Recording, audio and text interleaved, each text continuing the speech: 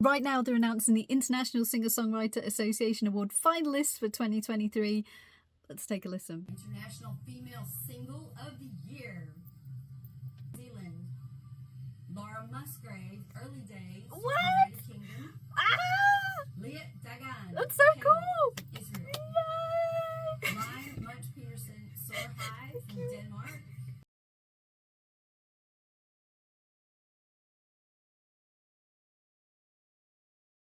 Hey, Laura, good to see you. Thank you for participating in this podcast series. Hey, She, thanks so much for having me. Um, so we're gonna get right into it. Who is Laura Musgrave? Tell me who you are. I am a pop and pop rock singer-songwriter and producer. Nice, nice. So where are you from? What's it like living there? I'm from right in the centre of England, UK, in an area called Leicestershire, and it's really nice. There's lots of lovely greenery and there's lots of wildlife around, but it's also close enough to Leicester City and some of the other big cities as well, like Birmingham. So if you want the city life, you want to go out and about, there's plenty of opportunity for that as well. So a real nice spot. Oh, cool. So is it safe to say you're an independent artist, singer, and songwriter? Yes, definitely. I've been passionate about independent music for a really long time, since I was maybe in my teens, and a lot of my heroes musically during that time were independent musicians, and I always wanted to be part of the industry in that way, and to certainly, spend a lot of time building up myself as an artist and a songwriter in that way. Oh, great, great. In your early beginnings, how real was the struggle for you? That's a really big question, I guess. I think it depends how you look at it. At the very beginning, music was just fun. It was playful. It was something that was entertaining to do, that I just really loved. And so it wasn't really a struggle at that point. I think the point that it became a struggle was when I wanted to do more and more. And, for Mhm. example, make my recordings even better, or learn to play even better. And at that point, you realize how much work there is to do. Yeah. It can be a little discouraging, I suppose, when you realize how far you've still got to go. But on the other hand, that can be a huge motivation as well. So I think after a while, you just decide, well, I want to learn more and more, and I want to get better and better. And so it was motivation ultimately. Nice. So, just to backtrack a little bit, tell me about your humble beginnings. Like, who inspired you or introduced you to your love of music? I think as, a fan of music, it was definitely my parents. They Hmm. played me a lot of different music, all sorts, from sort of rock, your Queen, and, Nice. through to Tina Turner, Madonna, Yeah. pop music, a real selection of different genres that really got me interested in music and made me realize how many different kinds of music there were.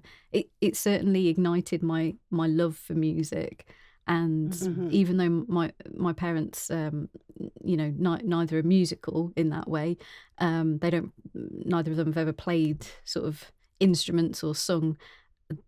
Their, I guess, the fact they were so passionate about music really rubbed off on me. Nice. Nice. Um, so you said your parents wasn't musicians? That's right. I had my dad's parents were musical, sang and played keyboard and piano, and my grandmother on my mum's side, she has always sort of sung, just day to day. Mhm. But my parents themselves have not been musical. But my sister was. My sister learned to play the drums, so Wow, your sister's a drummer? Well, yeah, she doesn't play so much these days, but yeah, for several years she did play the drums, and I think secretly she's still a drummer at heart. Yeah. It never I'm a drummer, so it never Of course, yeah. So I don't think it it ever leaves you. no, it doesn't. I mean, I took some time off from, you know, gigging and playing and stuff, and just like you, I was the main person that was in the music, Yes, you yeah, know, not my siblings. My dad played piano. yeah, My mom didn't really do anything, but my uncles, the extended family, was in the music, yes. you know, and I don't know, I was just the only one. But that's cool. Your sister's a drummer. Wow, that's awesome. Um, so I just wanted to say that you have a phenomenal voice. I've heard your music. It's wonderful. And at what age did you know you had the gift to sing? Oh, that's so kind of you. Thank you. I I suppose when you're very young, you just sing, don't you? You don't really think about it so much. You just do it. But as I got a little bit older at school and I was wanting to say join the school choir and sing with other people and just try singing with friends. Slowly but surely, other people start saying, "Hey, like you could really do this." Mhm. Mhm. Yeah. Yeah. At that point, you start thinking, "Oh, maybe I could make a career out of this." So I suppose it was really at that point, starting to sing with other people, that made me think I could actually do it as a job. Oh wow. Was that like I mean, were you singing like when you were a little kid or teenage years or it just Yeah, I mean, I've always, from being very small, I think I've always been singing, but it was at school uh that it really took off, and I started to have lessons and started to sing in, in a group or different groups actually, and started to learn to play the guitar as well, and that all fell in nicely together. So, with guitar, which brings me to my next question. So I know you do the singing thing. I was going to ask you, do you play any other instruments? I do. So guitar is probably my main one. Okay. For a very long time, I only played acoustic guitar, but I actually play acoustic and electric now, which is nice. Nice. Bit of Yeah. variation. Uh, Mhm. I Mhm. do have a ukulele, which I can play a little bit of, and Okay. keyboard. I can make chords on a keyboard. I wouldn't say necessarily I can play it well, but that's on my ambitions list. I definitely want to learn to play the keyboard better in future. I mean, that's a start. I mean, it's hard to form chords on the actual keyboard, and that's quite an achievement right there, you know. So speaking of, playing and stuff like that, on some of your public onstage performances, did you ever have any onstage mishaps or really cool band stories that you could share? Oh, that's a really good question. Do you know, I can't think of anything massively exciting. I can think of really odd moments, like, Well, that's good. is I that mean, is if that fine? that'll work, yeah, that's fine. Like if you had a fan that said something or anything, you know. I was doing, so this was during the first year of the pandemic, and I Hmm. decided I Hmm. was going to do some live streams to connect with people and share some music, just because it seemed like a time that everybody could really use some music and some chat and something fun. So I was doing some live streams and playing my acoustic guitar on one of them, and about, I'd say, maybe part way through the song, I don't even know how, but my pick fell inside the guitar, and Oh no. and inside an acoustic guitar, of course, it rattles as you're trying to play. So Yes. I tried to style it out, I tried to sort of Right. play it off, and thankfully I had another pick nearby, but of course it was then rattling for a good while longer because for anyone listening, if you've never had to try and get a pick out of a guitar, you pretty much have to take most, if not all, of the strings off to get your hand in Yes, to yes. get it out. So yeah, that was a bit of an That's awkward moment. that's hilarious because I mean, and what can you do? You're in the middle of a performance and and and the pick drops into the guitar hole. I mean, what? You had to be horrified, right? Yeah, and it's one of those moments where you're on camera, so you can't look that horrified because Right. you don't want anybody to worry. You want to keep the show going, right? But at the same time, it's like, how am I going to stop this rattling in the meantime? And I just had to live with it and carry on till I'd finished. Oh, well, yeah, you had to be like a professional about it Mm. and keep the pace flowing, but I can imagine what you were thinking, through that whole situation. Like, did anybody notice that it dropped in there? Um, I think so because I think because I looked so panicked, I felt like I had to explain what was happening when I Oh, finished the did song. you explain it? I did, and then I just tried to very quickly grab another pick and move on. But it was quite a relaxed sort of stream, so we were having a little bit of chat in between the songs, and Okay. it wasn't so bad. I think people found it quite entertaining, and Yeah. Yeah, usually when there's a mishap on stage, the audience really finds it hilarious. So, um, wow, I can imagine because I used to do the live thing with the bands, and a lot of horrifying things would happen, and that's the time when you become an actress, yeah. and you have to become an actor, and you really have to play it off, but you let your audience know that there was an issue, but and that's even better to go that route instead of just twiddling your thumbs and like, oh wow, what do I do next?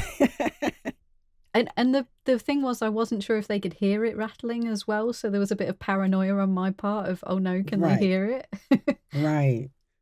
Yeah, see, and you're a professional singer, and I'm thinking like, you know, I wouldn't be able to focus on that. I was like, I don't want to forget my words Yeah. to the song, because I screwed up by dropping the pick inside the guitar hole, and I think it's worse that if you forget your words to the song, and then if you drop something, because an audience tend to notice that immediately that, hey, that's not the words, Mm.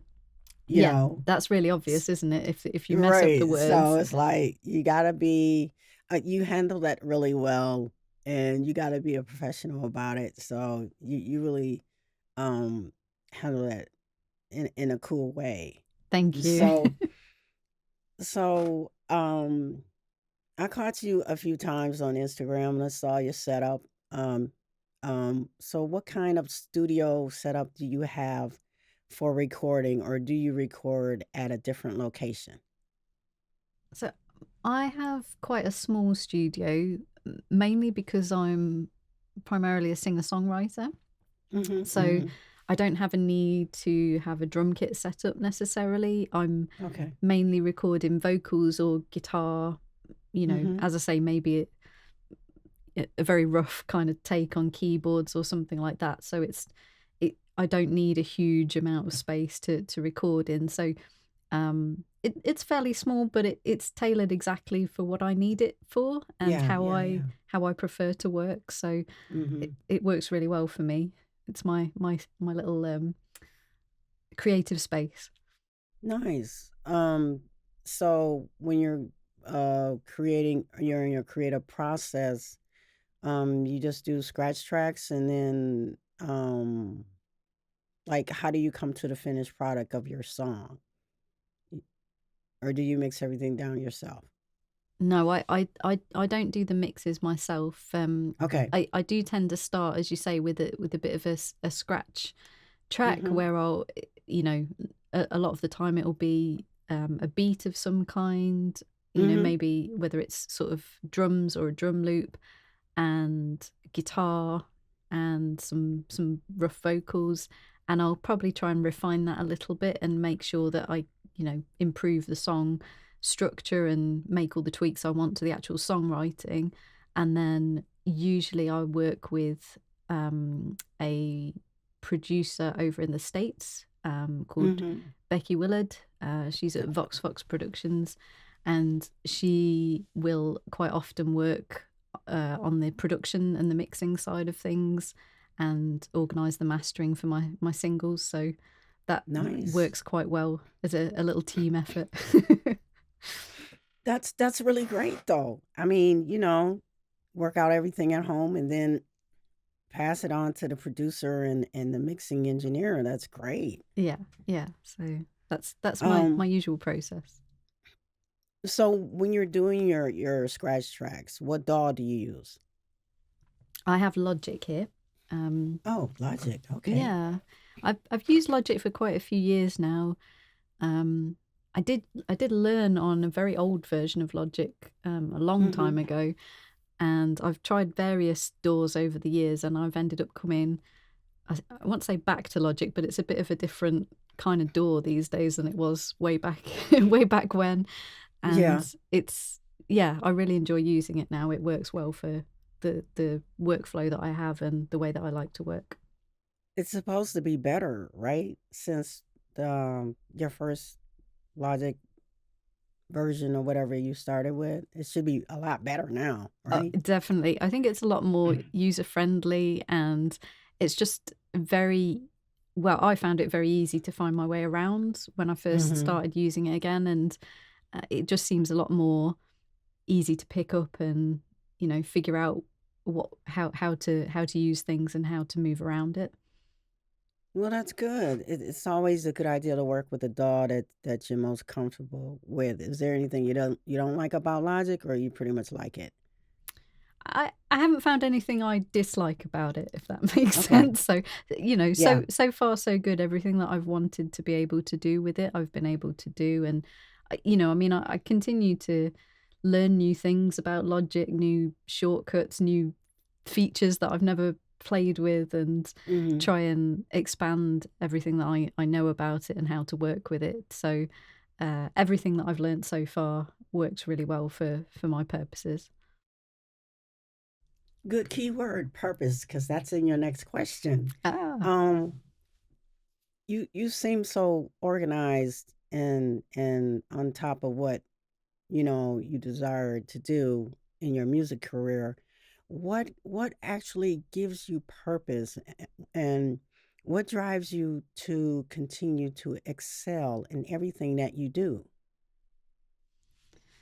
Oh gosh, that's a big question as well, but I love it. Just take your time. Thank you. Um, I think, to be really honest, and this is going to be quite a frank answer, but for me, I've thought quite deeply about what it is that's important to me about making music, and Hmm. there's the Hmm. expression side of it, the fact that it's creative, of course. I love doing that, but there was also this ambition in me that I wanted to be able to record my best work possible, Hmm. so to Hmm. work, to the best of my ability in terms of songwriting, and the best of my ability in recording, and really get, write and record the best songs that I could, and with the intention that those songs hopefully would continue to exist somewhere, long after I'm gone. I don't know how many people would listen to them at that stage in time, but the fact that there would be this body of work that represents me and Hmm. who I am and my life and experiences, just I really wanted to do that, I guess, as a life goal. So that's Right. the biggest purpose, I would say, behind it. So you were determined Yes. to to excel in everything that you do. Yes. Yeah. To absolutely write the best music I could, and then continue to learn and write a better song next time. Yeah. I mean, as a musician, that's how we That's how we're wired, right? Mm, We're like, okay, I got this here, got this there. Now, how can I make it better? yes.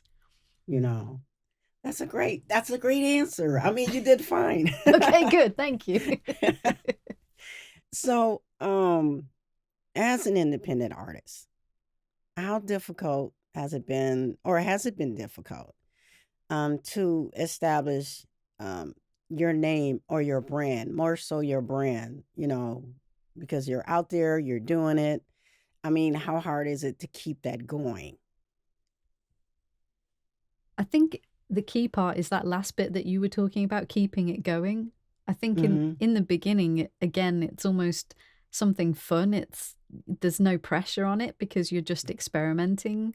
You Mhm. sort of say to yourself, "Well, I'll just try this and see how it goes." And somehow there's no obligation to keep going. There's no pressure. And Right. the moment that you decide, okay, well, I do want to keep this going and I'm committed to this and I want it to be a success, at that point you realize, I think, oh, okay, I've really got to keep going. It's going to be a real slow and steady build up here.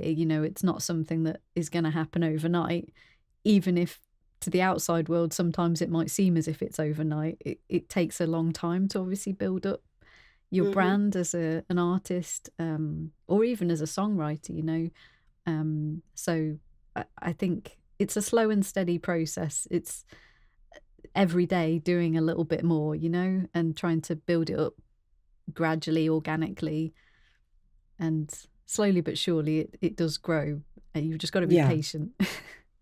So to maintain it, you just gotta keep putting material out there and getting your name out there. Definitely.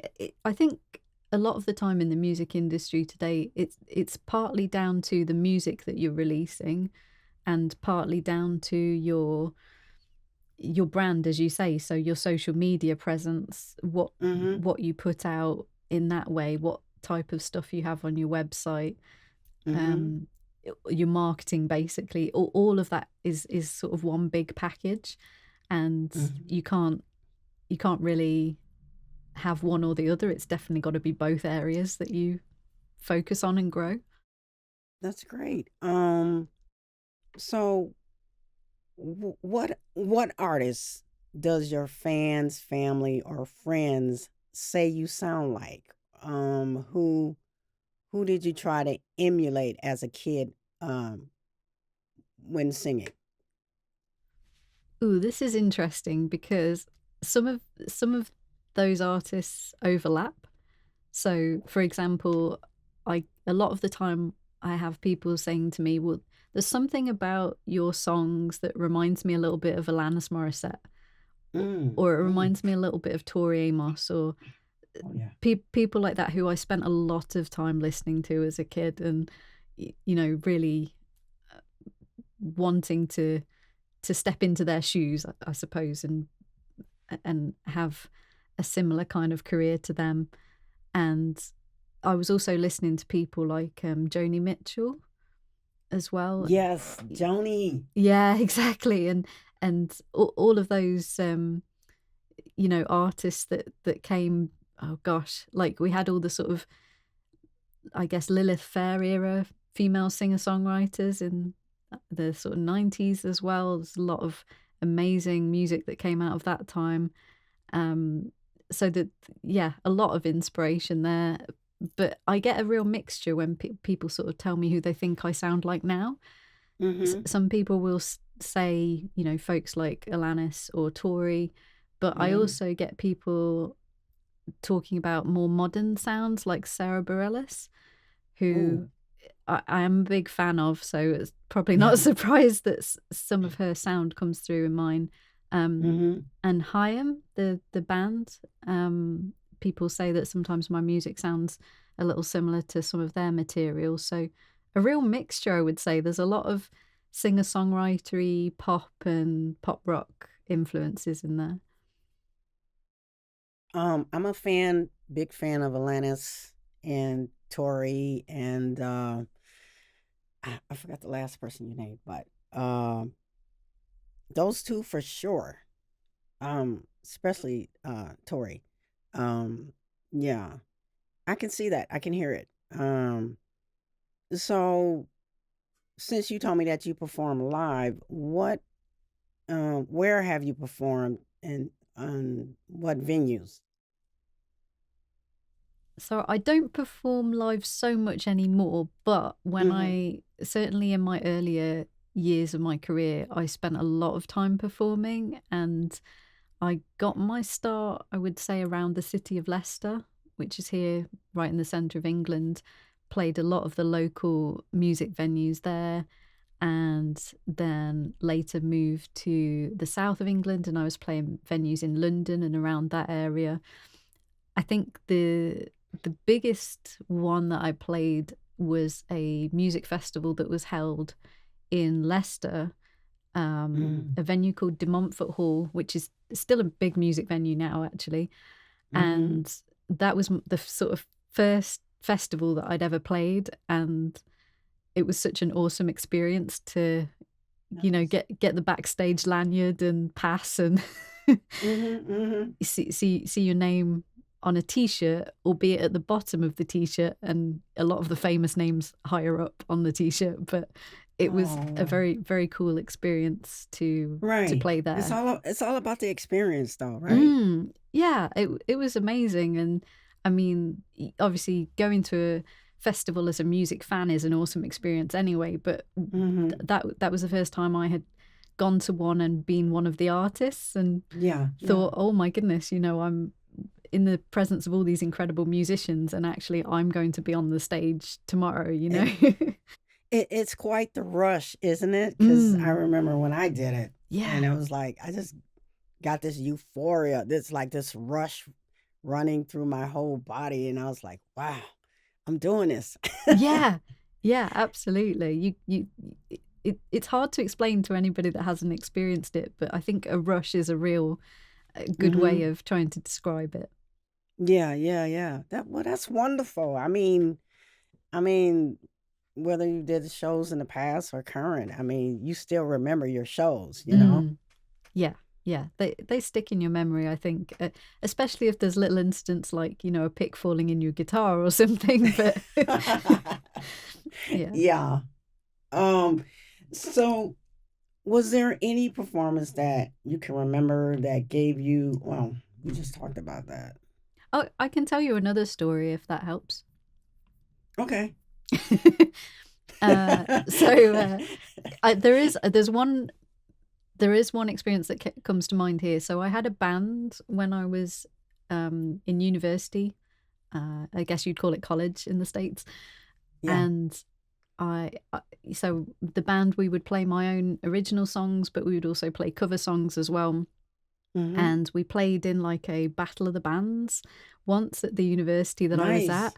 It was so much fun, and I'm I'm not, I would say, a relaxed performer. I Hmm. am always thinking a lot. Like you said earlier, it's you're worried you might get the lyrics wrong, or that you Yeah, yeah. might forget to move, or uh, there's all these things to think about when you're on stage. So Hmm. your brain is constantly trying to almost like keep all the plates spinning. But that performance, we played towards the end a cover that was very popular at the time. It was one of My Chemical Romance's songs, Hmm. Hmm. and it, the whole crowd in the venue just absolutely went wild. They loved that song, No. Oh, wonderful. and it was such a moment of freedom for me, because as a performer, when I'm performing, I'm constantly thinking about the song, or thinking about the singing. I'm concentrating so much, and in that Hmm. moment, seeing everybody around me having so much fun, I just Hmm. really let go a little bit and just really enjoyed Yeah, the moment. yeah, yeah. That's how you do it. Exactly, right? And I really remember that moment, because they were having so much fun and I was having so much fun, and it just became quite a freeing experience, as opposed to something where I was really focusing hard. You know what's funny?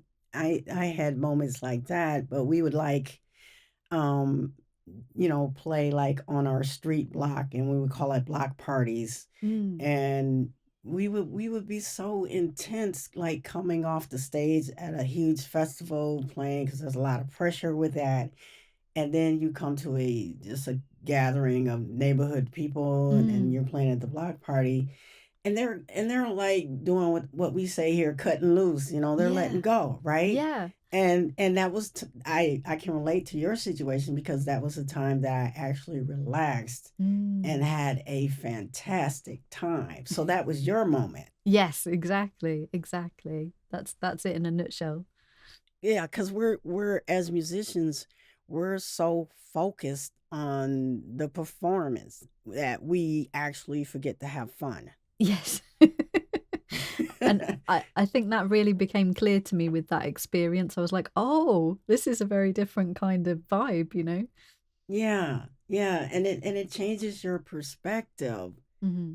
for your next performance. You kind of like, okay, I'm here to do a job, but I need to learn how to relax too and enjoy it. Yes, absolutely. Yeah, so um which brings me to my next question. It kind of correlates into the next question. Are there any teachable moments or aha moments in your singing career you want to share, or any other ones? I think for me, it was probably around recording vocals, if I can talk about that. Would that be okay? Yeah, you can talk about anything. Great. Yeah, so when I took a little bit of a break in my music career for quite a long time, and when I came back to writing and recording properly again, with a Mm-hmm. lot of intention, I I had some ideas, I suppose, about how I should record things, and particularly with vocals, I was trying to get everything perfect with every take, Mm-hmm. and being, I think, quite hard on myself about how I Yeah. was trying to get the right performance, because there's a lot to think about when you're recording, as you well know yourself. Yeah. You're trying to not only capture a great performance, but you're also trying to capture the emotion of the song, and try and make sure that the technical recording is right. There's a lot to think about, I suppose. And Right. I think I put a lot of pressure on myself early on to make sure that every single time I pressed record, it was perfect. And in a lot of ways, for one, that wasn't fun.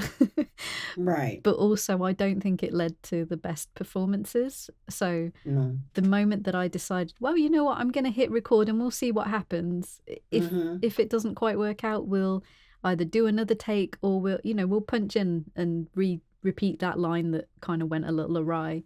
And so I think the moment that I started to again have a little bit more freedom and a bit less intensity about it, the easier and better it became as a result.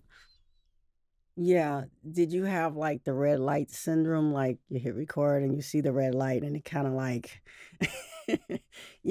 makes you uptight about the recording just by seeing the red light? Yeah, I felt like my throat kind of closed up a little bit as soon as Yeah. the red light came on, and that Yeah. wasn't good. I don't know if they call that there, but in the States we call that the red light syndrome, or they Hmm. used to call it that.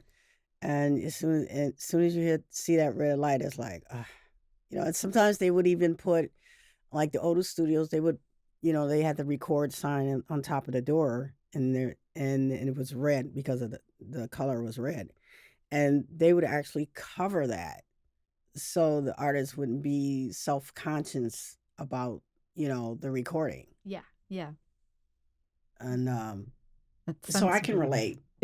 Yeah, you get it.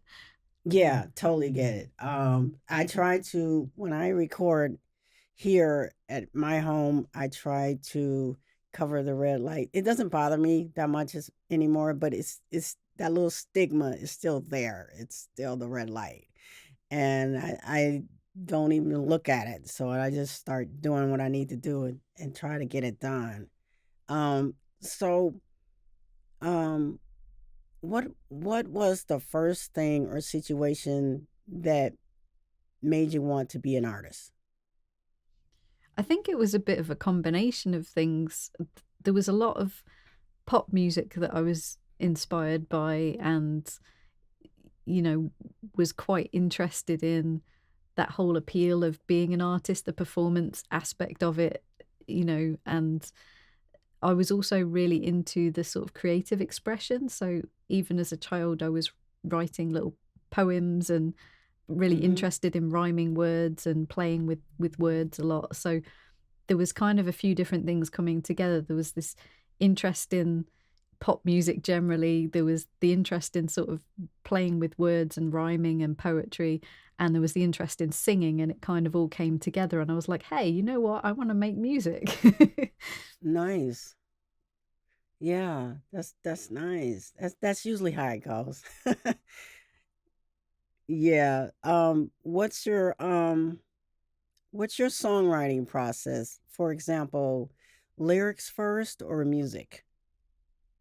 For the longest time, I would say it's been lyrics first. Mm-hmm. That's always been because I feel like lyrics is probably the stronger area Mm-hmm. for me in songwriting. But recently, I've been trying to challenge myself a little bit Mm-hmm. to write the lyrics and the music at the same time. And Nice. it's been a real interesting thing because it's forced me to get out of my comfort zone a little bit. But Yeah. I am liking the results of how it's coming together. I feel like it's challenging me to change the way that I write lyrics a little bit, and it's making me think a little bit more about how the lyrics and the music fit together to create something that's catchy and melodic and rhythmic. So yeah, that's kind of been my process. Lyrics first for a very long time, and then more recently I'm experimenting. We'll see what happens. That's interesting. I'm the opposite of you. Really? Yes, I'm terrible at lyrics. My I don't know, I can't get my thought process together, Hmm. but writing music and well, I play keys too, but Mm. I usually pick things out on the keys really well and then trying to put some words to it. I'm just not good at it, And you know? yeah, Um I think that's the thing is for a lot of us, we are generally better at one thing than another. It, yeah. so as long as you know what the thing is that you're best at, then you can always work with somebody else who's best at the other part of it. So it's I think that's quite natural that we all sort of lean maybe one way more than the other. Right. I mean, because one person have this strength and the other one has, they're good at this and you're good at Mm. that. So, and then it's probably a good songwriting team though when you got somebody who's really good at the music and the other person's good at lyrics though. Yeah, exactly. Yeah, that's the foundation for a lot of hit songwriting teams that they all have their own strengths and just pull them all together. Right. So, speaking of hits, what are some of your hit singles? I know you have something out now. Yeah, so I'd say a couple of my songs last year did particularly well. There was Early Days, which Mm, love um, it. thank Love it. you. Hmm. That was towards the end of last year, and there was another one which was also quite upbeat called One Family, which was another Mm, single that I put out last year. And yeah, I heard that too. uh, Love it. thanks so much. Yes. So I think there was something particularly about the more upbeat singles really seemed to strike a chord with people, and Hmm. so they've probably been they were my most popular ones last year. So that's Hmm. yeah, great. Nice. Great job on those tunes. I Thank you very mean, much. yeah. Um, so my next question is, if you could change anything about the music industry, what would it be? Wow, that's a big question, isn't it? Change anything.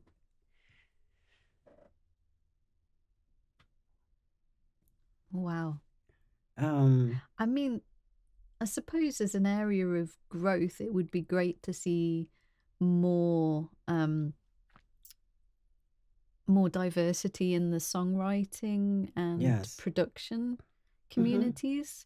Hmm. There are gradually more and more women and non-binary songwriters and producers, Hmm. but it would be great to see that grow even more and Yeah.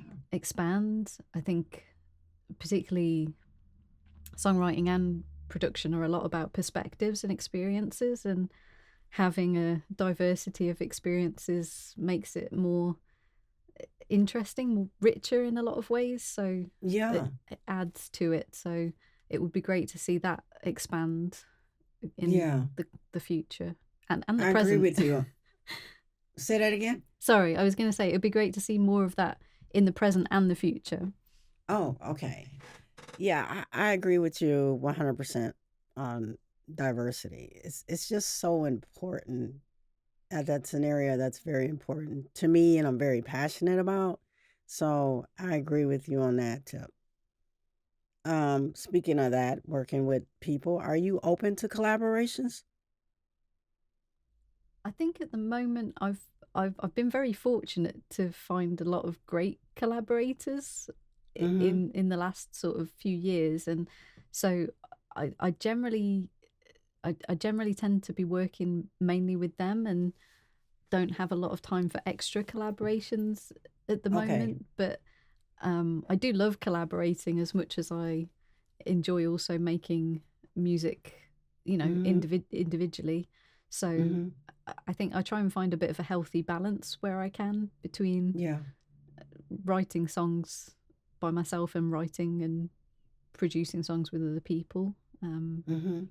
but yeah, I'm very, very lucky to have quite a good um, range of collaborators that I work regularly with. Mm-hmm. Nice.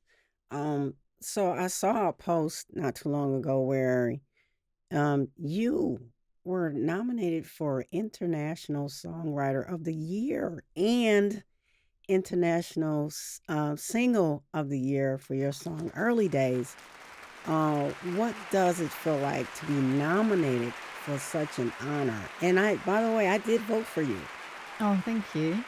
Uh huh. Yeah, that's awesome. It was Yeah. very, very cool. I wasn't sure if I would be announced on the sort of nominations list, and I was, and just recently found out that I was a finalist for the International Single Yes. of the Year award. Yes. Yes. So I was really pleased, obviously thrilled about that. And so, yeah, very honored and really grateful, very appreciative of that recognition. So, yeah, Yeah. So you're a finalist, huh? yeah, I actually have a Wow. t-shirt. I actually have the finalist t-shirt. Just Really? to prove it. Yeah, exactly. Which is very So cool. okay, I'll put the um take a picture of the t-shirt and I'll put it up on the podcast. Um Thanks. so when will you know the actual results of everything? There, so the International Singer-Songwriter Association are having their awards show at the very beginning of August, and Mhm. that's when the winners will be announced. So I should know more then. We'll see what happens. So we have to follow up with that. So around August, you're saying you'll know something. Yes, yeah, I should know who's won which awards at that point. Yeah, yeah. Hmm. But that's so awesome that you're a finalist. I mean, come on. That's great. Thanks so much. Yeah, I was really excited about it. I sat and listened to all the announcements of the names, and I heard my name and I was like, what? Wait, was that me? Oh yeah. I know that feeling. That's great. Oh, wonderful. Congratulations. I mean, awesome. Um, on the next question, if you record your own music, what are some of your favorite plugins? For example, what do you like to apply to your own vocals, like compression, reverb, delay, or do you just record dry? I generally record dry. I will Okay. go in afterwards. So if I'm recording a demo or a work tape or something like that, I would generally do some light um I guess edits and amendments and production to it. So I do have plugins to go in and add to my vocals after the fact. And Mm-hmm. let's see, I'm going to try and see if I can remember which ones I tend to use a lot. Let's see. So, um, bear with me, and I'll try and think what they're all No, it's called. okay. Let's see now. Oh gosh, there's the vocal rider, which I Okay. I always tend to add, That's and waves, right? I believe it's Yeah. waves. Okay. Um, Pro Q3 for the Mm-hmm. EQ. Yeah. Yeah. Use that quite a lot. And what else? Oh, Soothe 2 goes on Yeah. so much Yeah. stuff. Love that. So many different uses for that one. I really like, I think, the Slate Digital Fresh Air as Mm. well. I have that. I have that except for the Pro Q3. I think that's who is that? I forgot. Do you see, you use them all the time, but then when you have to think of the names, it's actually really hard unless they're right in front of you. Right, right, exactly. But everybody know Pro Q3 because a They lot of know. people just use it. Exactly. Exactly. Yeah. So, That's cool. yeah. And I'm trying to remember which compressors. I know I've got quite a lot of CLA compressors. I'm pretty sure I've Mm-hmm. used. I'm pretty sure I use at least one or two of those at a time. Like 1176 or something like Yeah, that. Uh, exactly, exactly. yeah. Um, so that's what I can remember off the top of my head. I've probably got loads of others that I've forgotten, but I think it's Fab Filter is the one. yes, yes, that's a Yeah. good one. Yes, Fab Filter. Um, that's cool though. Hmm. I was just trying to give the other engineers out there a feel of what kind of plugins you like. Hmm. Um, so let's see. Um, your audio sounds great. So is there a favorite microphone that you prefer to record your vocals? Yes, I do. I really like my Aston mic. I've got an Ah, you got Aston. Okay. yeah. I heard a lot about them. They're really great. Yeah, yeah, I love their microphones. I've got the Aston Spirit, which I use for my vocals, and I have a sort of some of their smaller mics that I use for recording acoustic guitar and things like that. And yeah, just really like them. And met a couple of the company representatives once at the guitar show here in England, and Mm-hmm. they were so passionate about the brand. They were so excited about talking about the microphones and everything, and it was really cool because I'm such a fan of their microphones that to sort of meet some of the company reps, and they were also very Yeah. chatty and great to talk Yeah. to. It gave me a really good impression of the whole brand, so yeah, that tends to be my favorite, my Aston Spirit for vocals. Okay.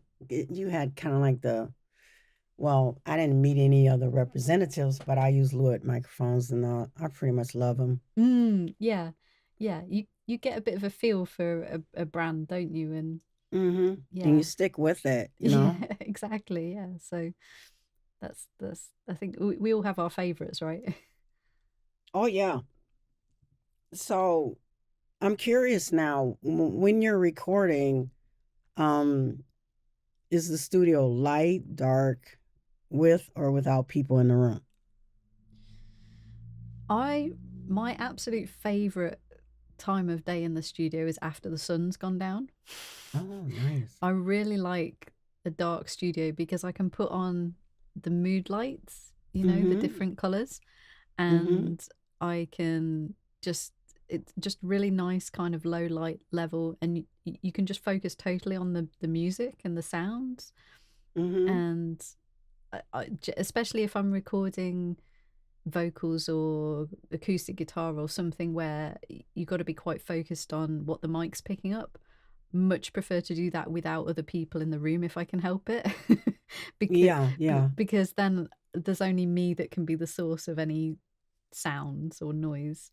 I don't have a separate control room, so everything that I'm recording, everyone in the room is going to be picked up by the mic. So Mm-hmm. um, yeah, if I'm recording vocals or acoustic guitar, I prefer to do that solo. And yeah, if I can have the room quite dark with Hmm. some different coloured lights and, give it a bit of atmosphere. That's my favourite space to be Yeah. recording in. I like the room. I like the room dark too. It's something about the dark room. I Yeah. just don't like bright lights. They Yes. bother me. Yeah, absolutely. No, I feel you on that, definitely. Yeah, yeah. Um, so when you're recording, do you like what techniques do you use to increase productivity? Like, do you already have a template set up and you just hit record and just get right to work? Yes, and I'll be honest with you, it took me the longest time to get my templates set up, Yeah, and me too.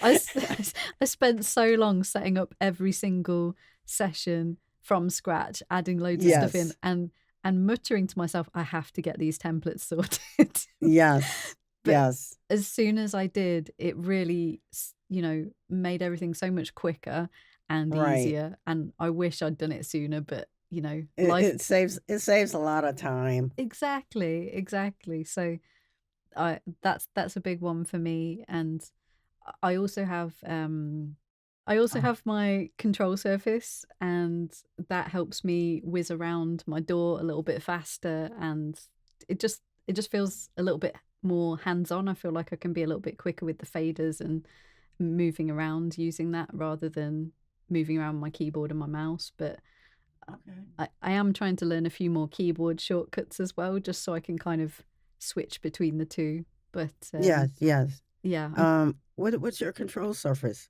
it's a Fader Port 8, I believe. Nice. I Yeah. have two of those. Do you? Ah, that's Yes. awesome. Oh, Aren't they awesome? oh, Oh my God. they're so great. I mean, as soon as I found out you could get those and have basically physical faders to play around with, I was like, oh, this is so cool, because it went back to the very early days of me learning about how to do some of this stuff where you had no choice but to use the mixing desk. So yeah, I really love using it. It's a real joy to work with. Yeah, I love them. I mean, there's so many expensive. What's cool about the Fader port? I'm gonna plug it a bit. Personas Faderport 8.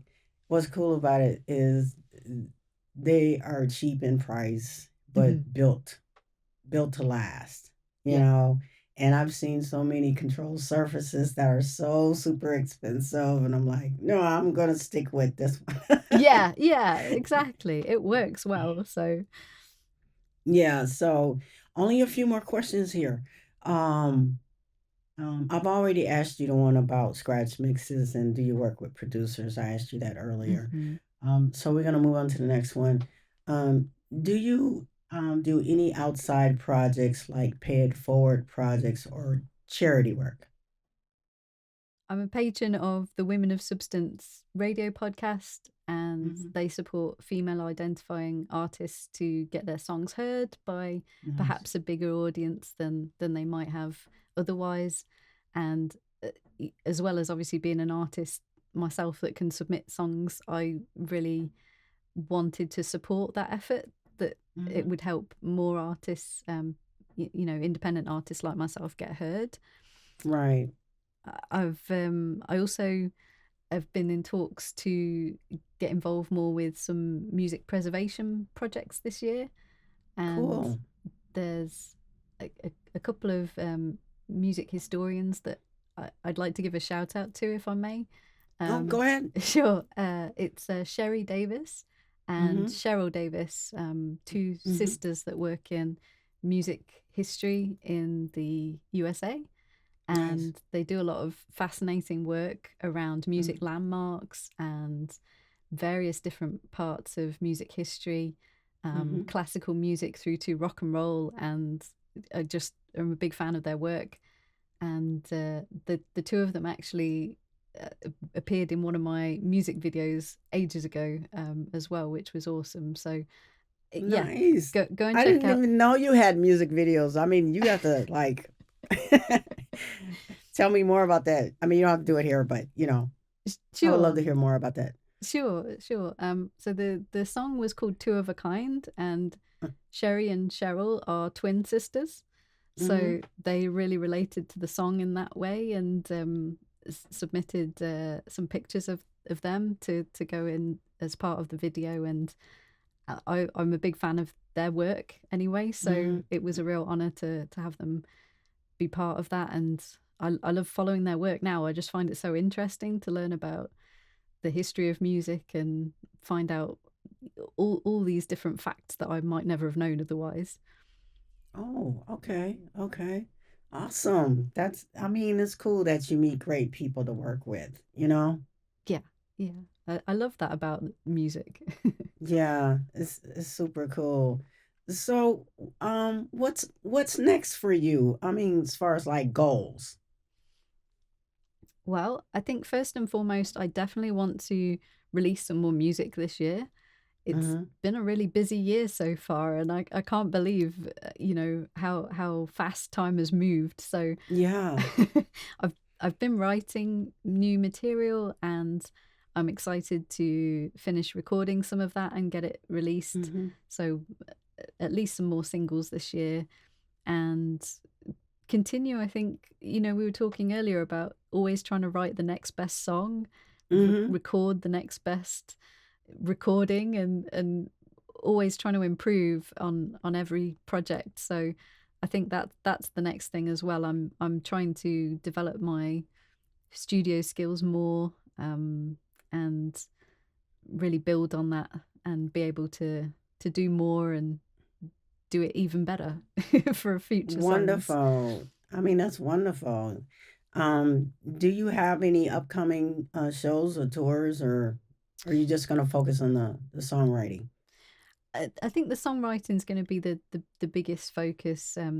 That's the area that I enjoy most, is the writing and recording. So that's definitely my biggest focus. Cool. I look forward to hearing more new music and whatever you're uh, going to be doing next. Just keep me posted. And we have arrived at the coolest part of the podcast is the rapid fire questions. Yay! The rapid fire questions is the favorite part of the podcast. So I'm gonna shoot a couple of questions at you, and you just let me know what you think. All right. Okay, favorite food. Omelette. Oh, I like those too. um, do you put the veggies and everything in there? Your omelets, or you just? A little bit. I really like a bacon omelette, Sheila. Oh, it's really good. Favorite drink. This is going to sound quite boring, but I really like soda water. I like the fizziness of it, but it's not overwhelming in terms of flavor. Okay, what flavor? No flavor, just plain, Just just anything soda. just fizzy Okay. water. Yeah. Oh, nice. Okay. Favorite album or artist? Oh man, I think it's got to be "Jagged Little Pill" by Alanis Morissette. Yes. Okay. It's a classic. Yes, it is. I love Alanis. Um, Favorite quote or best advice? Oh, man, um, there's so much to choose from. Take your time. I mean, it could be a quote or just some great advice somebody gave you. That's true. There's a famous quote by well-known yoga teacher: "Practice, and all is coming."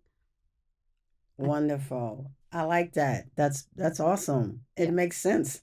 yeah, I think so. I think so. It's a good prompt. Yeah, I mean, good things come from practice anyway. Exactly. You just got to stay on top of it, you know? Yes. Yeah. Yeah. I mean, you're talking to the queen of procrastination. I love that. So, I got to work on the practice thing. I did create um a little I just started it a couple of weeks ago where I want to practice each one of the instruments in my studio each day. Like Monday is drums, Oh. Tuesday is keyboards, and you can practice for an hour, hour and a half. Hmm. And like Wednesday is bass guitar, and Thursdays is guitar, acoustic, electric, and then Friday is vocals. So Wow. that's I actually just started doing that 2 weeks ago, just to give myself motivation um to keep going in music and always love music. Yeah, I love that. That's such Yeah. a great idea and a really good sense of motivation, good way of doing it. Yeah, that's the key for me, was to get motivated, get back into it, get back into playing. So I recommend that everybody try something like that, because right so far it's working pretty well. But I want to thank you, Laura, for doing the podcast. Thanks for spilling the tea with She and participating in this podcast. It was super awesome, and just thank you for taking the time to do it. I absolutely love talking with you, She, so thank you so much for inviting me. Yes, and please, by all means, come back. If you got something you want to say, just come back, and we'll work out the time. I absolutely will. Thank you so much. All right. Thanks again.